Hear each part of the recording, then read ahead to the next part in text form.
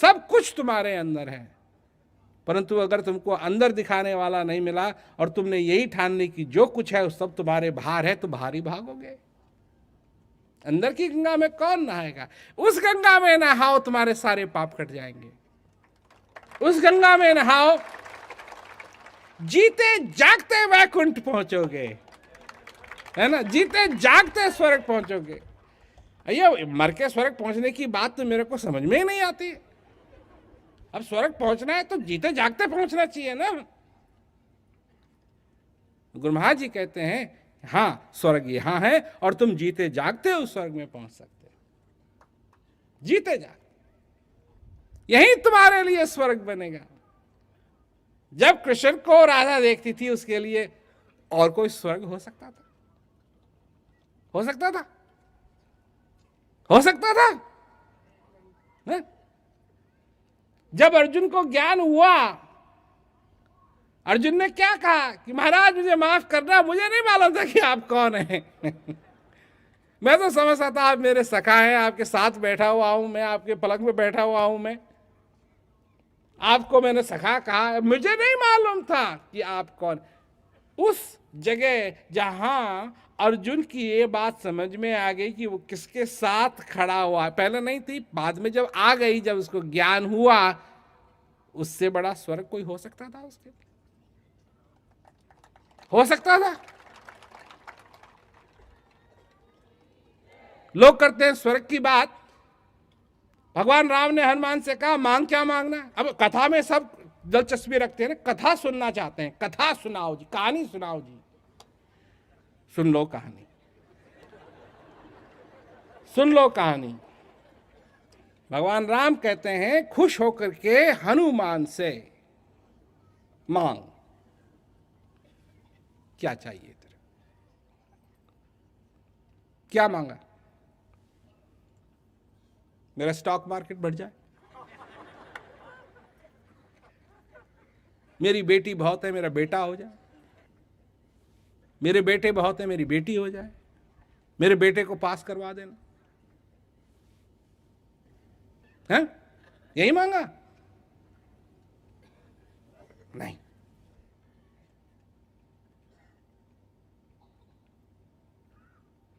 कि मुझे आपकी भक्ति चाहिए।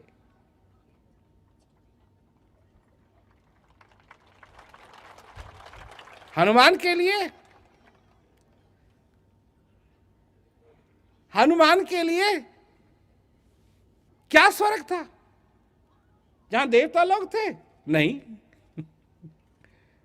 जहां हनुमान के राम थे, उनकी भक्ति, वही स्वर्ग,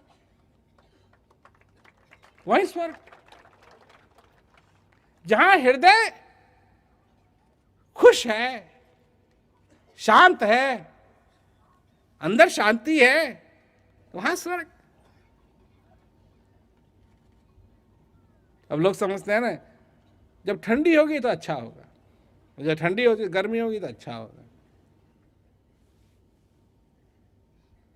जब गर्मियों में पसीने छूटते लगते हैं तो आदमी को ख्याल आता है हाँ सर्दी अच्छी, अच्छा मौसम हो जाता है। और सर्दी में जब जुकाम लग जाती है तो आदमी सोचता है गर्मी का मौसम अच्छा है। क्योंकि मनुष्य के लिए बात है पसीने की या छींक की। यही उसके दिमाग में बैठा हुआ है कि भैंस के साथ लगे रहो तो कभी ना कभी दूध निकल ही जाएगा। भैंस का नहीं, तुम्हारा। ऐसा नहीं होगा। इसीलिए ज्ञान की जरूरत है। और इससे मनुष्य अपने जीवन को सफल कर सकता है, चाहे और चीजें सफल हो न हो। हर एक चीज में, हर एक चीज में, इस संसार के अंदर हर एक चीज में, जो संसार के अंदर है, उसमें क्षमता है सफल होने की और असफल होने की। और अगर सफलता तुमको मिली तो असफलता भी तुमको मिलेगी, और असफलता मिली तो सफलता भी जरूर मिलेगी, और सफलता मिली तो असफलता भी मिलेगी। ये तो वही वाली बात है। ये एक ही सिक्का है भाई, इसके दो साइड हैं। कभी एक दिखाई देता है, कभी दूसरा दिखाई देता है, कभी दूसरा दिखाई देता है, कभी दूसरा दिखाई देता है, पर सिक्का ये एक ही है। ये माया का सिक्का है। सफलता तो उस दिन तुमको भगवान ने दे दी। तुम्हारी मनोकामना तो उस दिन पूरी हुई जिस दिन तुमने ये श्वास लिया।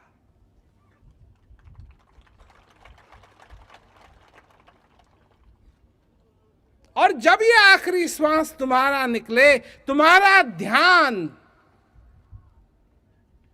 उस शक्ति की तरफ हो जो शक्ति तुमको इस ज्ञान के द्वारा अपने अंदर दिखाई दी है, इसका तुमने अनुभव किया है। स्वर्ग में थे, स्वर्ग में रहोगे, और कहां जाओगे? सिर्फ जिसको ज्ञान है वही कह सकता है स्वर्ग में था, स्वर्ग में हूं और स्वर्ग में रहूंगा। क्यों? कि मेरे पे मेरे गुरु महाराज की कृपा हो गई। उन्होंने ये ज्ञान दिया, उन्होंने ये अनुभव दिया, उन्होंने ये बात मेरे को बताई। पर मैं यही नहीं चाहता हूं कि तुम मेरी बात ही मानो क्योंकि मैंने कहा है। नहीं, इस बात का तुम अपने आप अनुभव करो, अपने जीवन में इसका अनुभव करो। क्या अंतर है और क्या अंतर था जब तुमको ये ज्ञान नहीं था, और आज क्या अंतर है कि तुमको ये ज्ञान है। कहीं भी हो, किसी भी हालत में हो, किसी भी दिशा में हो, जहां तुम्हारा ध्यान इसमें लगता है सब कुछ बदल जाता है। चाहे एक सेकंड के लिए लगे, सब कुछ बदल जाता है।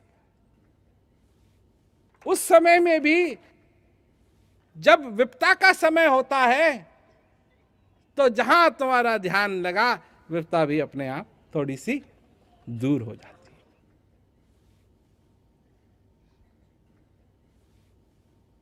छोटी मोटी चीज नहीं है भाई, छोटी मोटी चीज नहीं है।